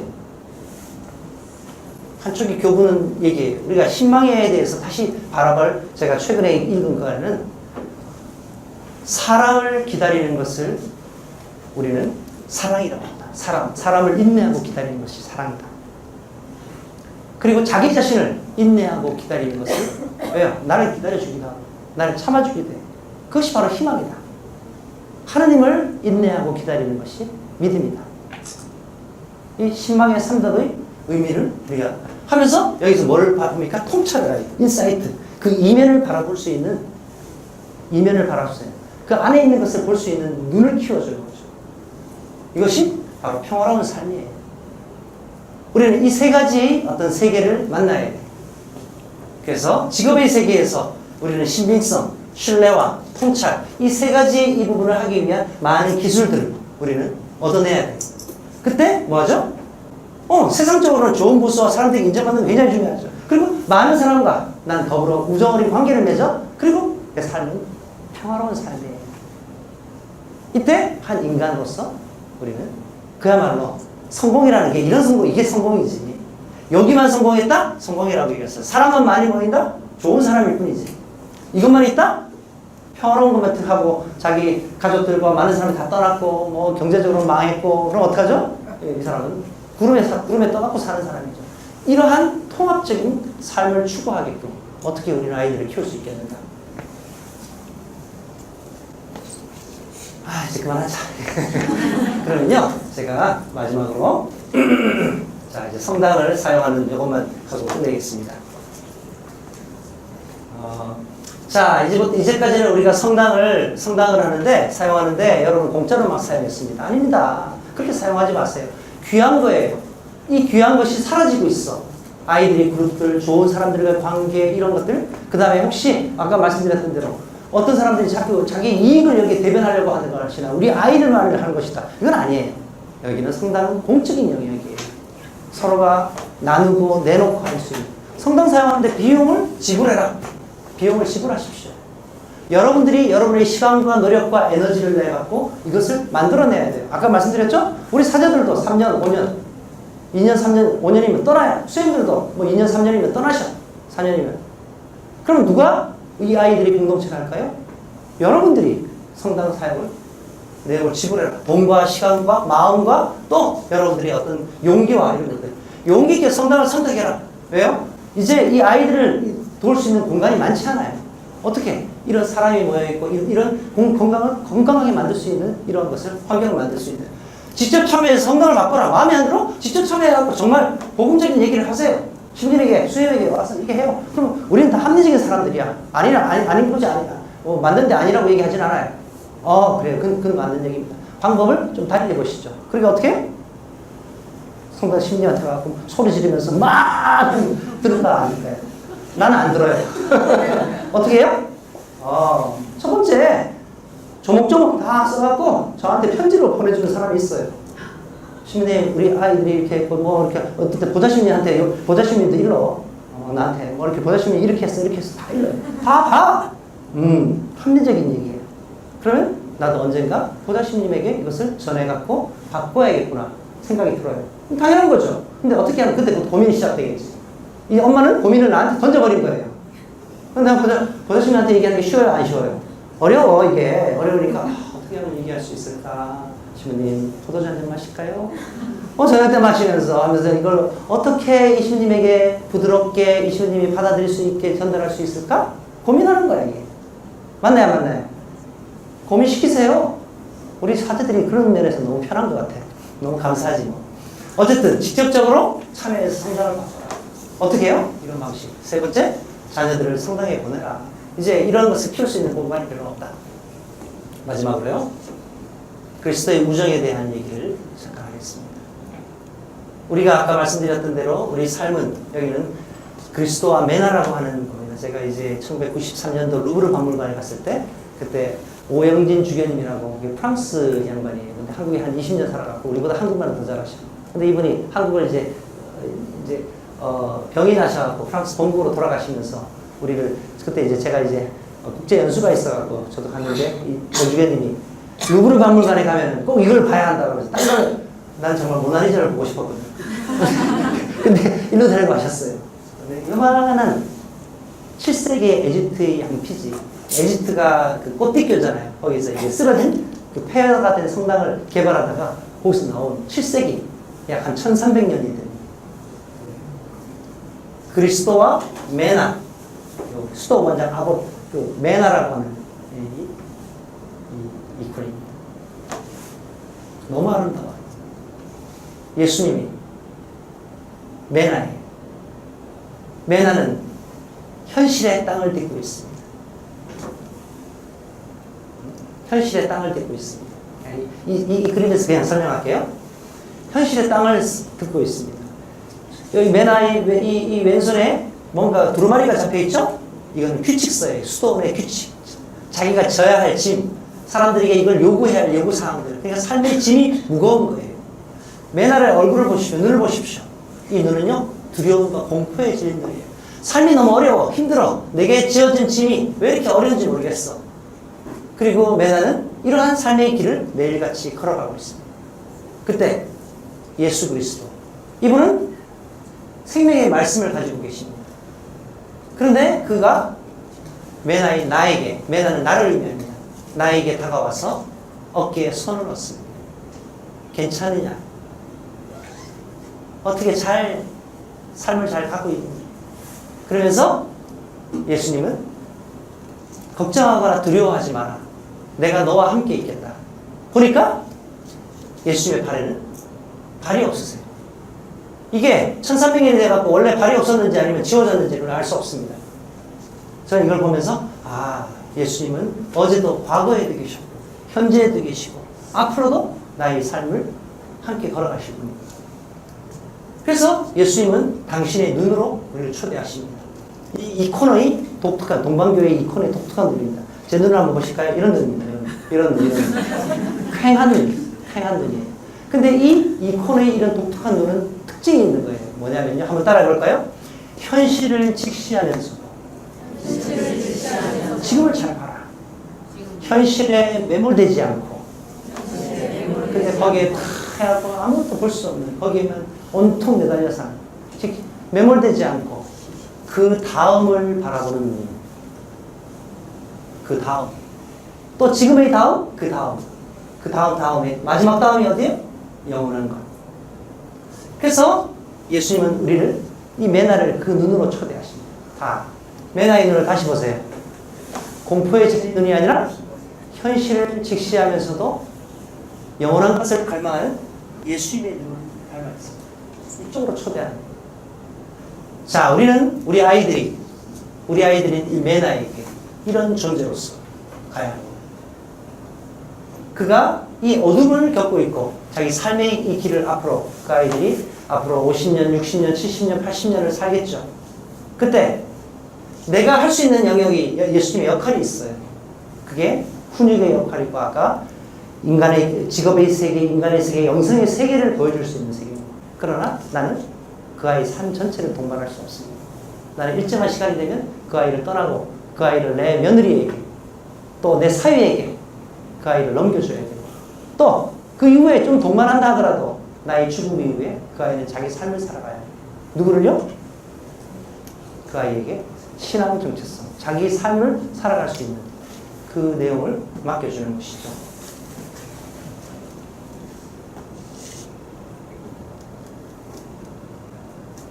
나는 우리 자녀를 어떻게 나누고 싶습니까? 한번 해볼까요? 시작!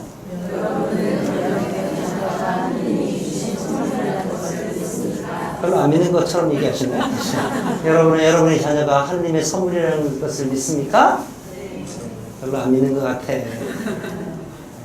이제 시작. 나는 내 자녀를 믿습니다. 시작. 나는 하느님이 주신 선물인 내 자녀 안에 하느님의 나라가 있다는 것을 믿습니다. 나는 내 자녀의 기도를 믿습니다. 내 마지막 그 순간에 나는 내 자녀가 하는 그 임종의 그 기도를 따르면서 할 수 있는 내 자녀의 기도를 믿느냐. 그 다음에 나는 내 자녀와 함께하는 친구들을 믿습니다. 그 친구들이 좋은 친구이고 나는 그 좋은 친구를 만들어주기 최선을 다했고 그 공동체를 만들어주고 그 다음에 나는 내 자녀가 신뢰받을 때 스스로 자신의 교육에 대해 책임을 진다는 것을 믿습니다. 내가 갖고 있는 그런 신뢰와 사랑과 이 아이에 대한 그 시선이 그 아이의 삶에 어떤 책임을 지게 하는가. 그 다음에 나는 내가 생각하는 행복과 내 자녀가 생각하는 행복이 다르다는 것을 믿습니다. 그 아이의 삶은 그 아이의 길입니다. 시작. 나는 내 자녀의 실수와 잘못들이 행복한 길의 밑거름이라는 것을 믿습니다. 실수를 허용하고 그 실수가 행복의 밑거름을 만드는 것. 시작. 나는 나의 자녀를 믿습니다. 영광이 성부와 성자와 성령께 성과 같이 되어